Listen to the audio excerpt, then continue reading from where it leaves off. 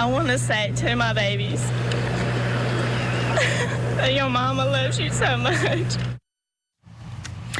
Welcome back to Opening Statements. I'm Julie Grant. This morning, we're shining the spotlight on killer mom Susan Smith and prison phone calls that she made before she was denied parole.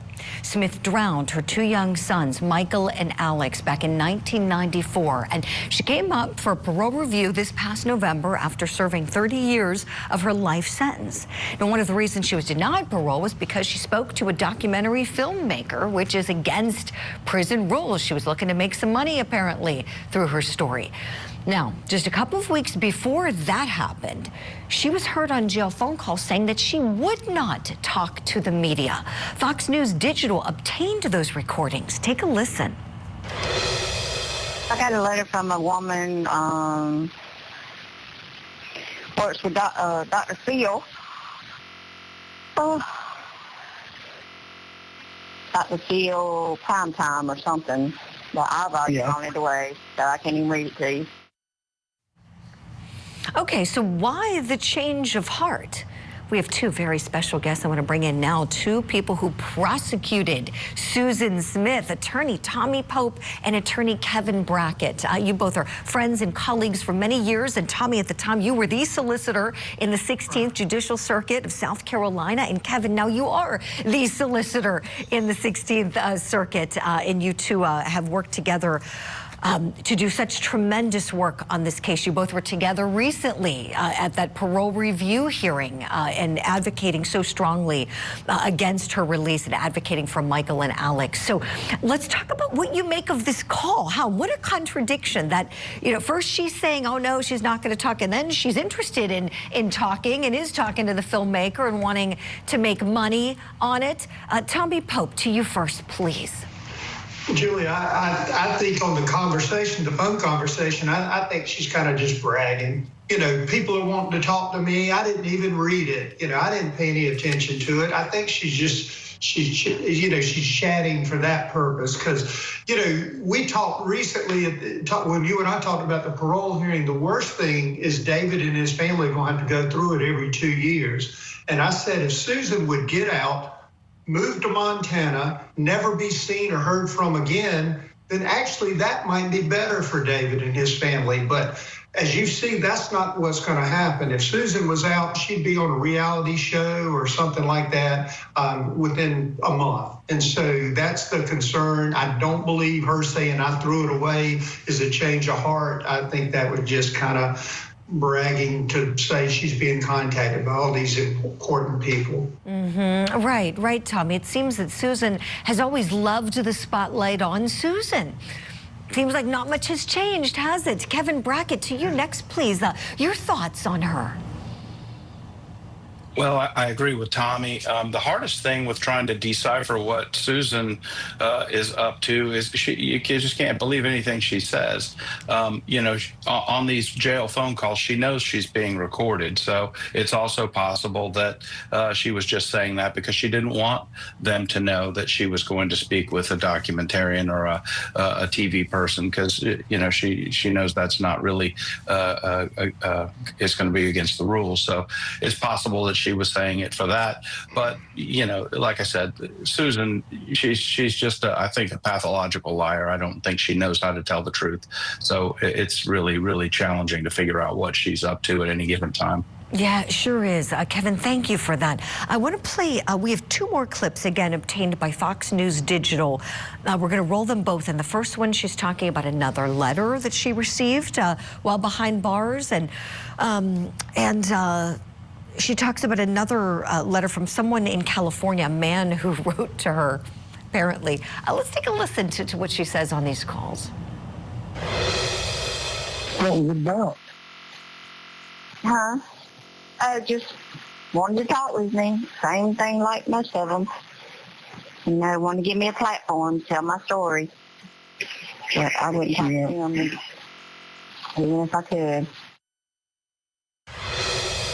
I did get a letter from some guy in California, but all he said was, hi, you don't know me and I've never done this before. Care to talk? And that was it, just one line. It was handwritten. Or are you open to talk or something like that. I don't know. It's kind of odd. It's already gone in the trash too. Okay, Tommy Pope, back to you, please. What are you thinking as you listen to her voice and her responses here? Well, I think she's just got men that want to chat with her, and she's enjoying that. But I think Kevin was probably spot on after listening to that. She knows she has an audience of correctional officials, and so I think she's telling them exactly what they want to hear. I had heard, I got called by another agency right after the parole hearing that she got back and pitched a fit that she really thought she was going to get out. So I think much like she thought she was going to get Tom Finley if she didn't have kids, I think she's delusional. I mean, not mentally ill delusional, but I think she deludes herself into believing that she can fool everybody. And fortunately for us, we got people like Kevin Brackett that see right through her.